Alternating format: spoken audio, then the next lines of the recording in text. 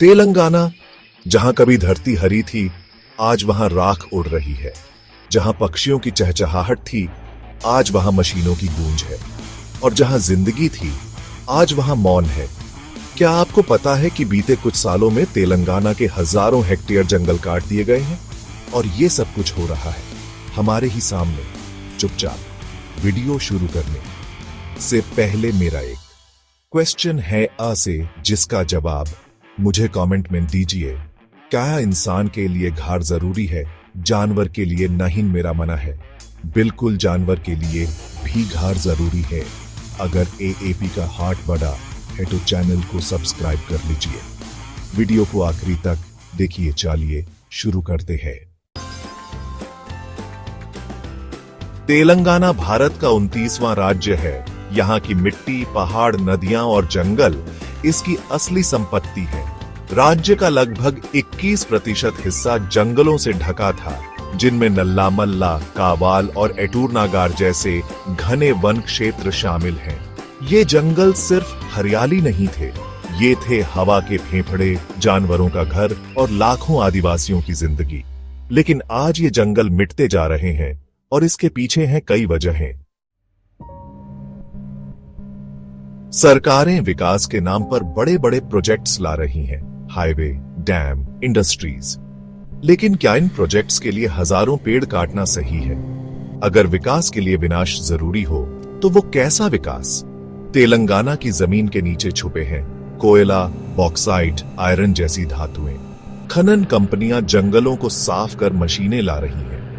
हर पेड़ के बदले आता है एक क्रेन, हर जानवर के बदले एक ट्रक। हैदराबाद और अन्य शहरों के फैलाव के लिए जंगलों की बलि दी जा रही है। हर फ्लैट की नींव में एक पेड़ की मौत छुपी होती है। कुछ इलाकों में लकड़ी माफिया खुलेआम पेड़ काट रहे हैं। रात के अंधेरे में जंगलों को काटा जाता है और सुबह वहां बस खामोशी होती है।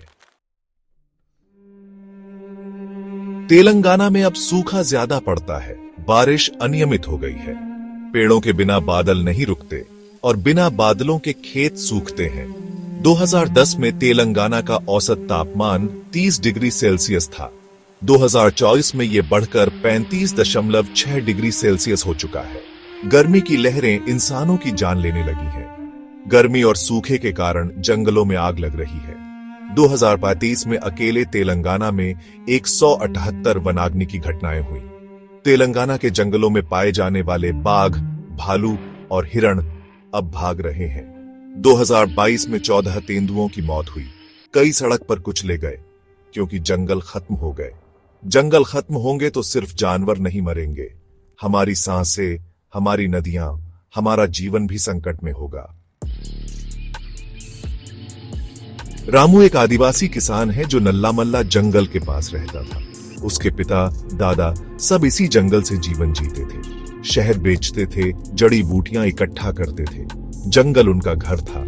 एक दिन मशीनें आईं, पेड़ काटे गए, जमीन समतल की गई। रामू की झोपड़ी टूटी, उसका परिवार उजड़ गया। आज रामू शहर में मजदूरी करता है। जंगल का बेटा अब कंक्रीट के जंगल में खो गया है।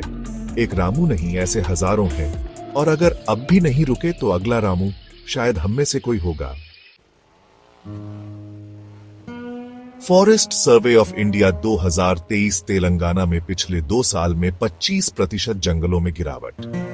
ग्लोबल फॉरेस्ट वॉच रिपोर्ट 2010 से 2023 के बीच तेलंगाना ने 2450 हेक्टेयर प्राकृतिक जंगल खो दिए।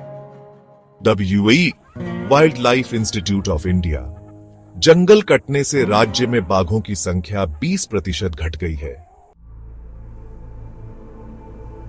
तेलंगाना सरकार ने हरिताहारम योजना शुरू की, पर क्या ये योजना जमीन पर भी दिख रही है या फिर ये सिर्फ रिपोर्ट्स तक सीमित है? सवाल ये है, जब सरकार खुद जंगलों को काटकर प्रोजेक्ट्स ला रही है, तो फिर वो उन्हें बचाने की बात कैसे कर सकती है? स्थानीय लोगों को जंगल बचाने में भागीदार बनाना होगा, जहां आदिवासी स्वयं जंगल की रक्षा करें। कटे पेड़ों की जगह नए पेड़ लगाना होगा, सिर्फ संख्या में नहीं, गुणवत्ता में भी। प्राकृतिक जंगल बनाए जाएं, न कि सजावटी पार्क। स्कूलों में बच्चों को बताया जाए कि पेड़ सिर्फ किताब में नहीं, उनके जीवन में भी जरूरी है। ड्रोन, सैटेलाइट और एआई की मदद से अवैध कटाई को रोका जा सकता है।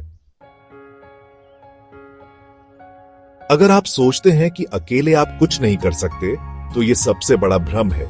एक आदमी ने 1000 पेड़ लगाए, एक गांव ने जंगल बचाया, और आप तो सोशल मीडिया पर हैं।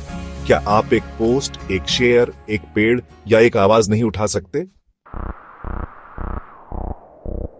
अगर पेड़ बोलते तो वो पूछते, क्यों काटा हमें? हमने तो तुम्हें छांव दी, सांसें दी, जीवन दिया।